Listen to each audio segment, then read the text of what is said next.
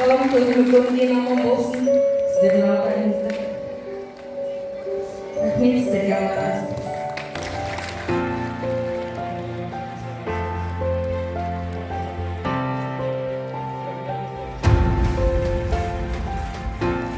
Қарекеті ормен біздің жастар саясаты мәселелері басқармасы тығыз жұмыс істейді. Қолғабыс етіп жатырмыз. Жастардың атынан, облыс жастардың атынан біз барлық шамамыз келгенше көмектерді аямаймыз. Екі жақты меморандумға қол қойып, қазір ары қарай жұмыстарды жалғастыратын боламыз.